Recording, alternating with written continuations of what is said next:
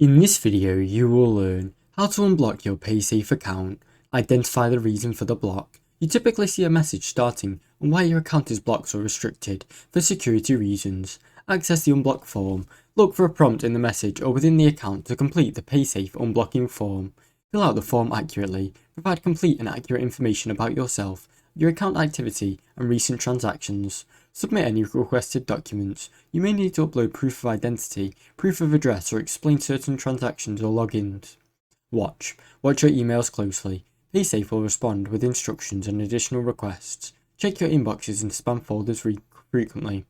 Wait for a resolution. Once you've provided all the necessary information, Paysafe will review your case and lift the block if everything is in order.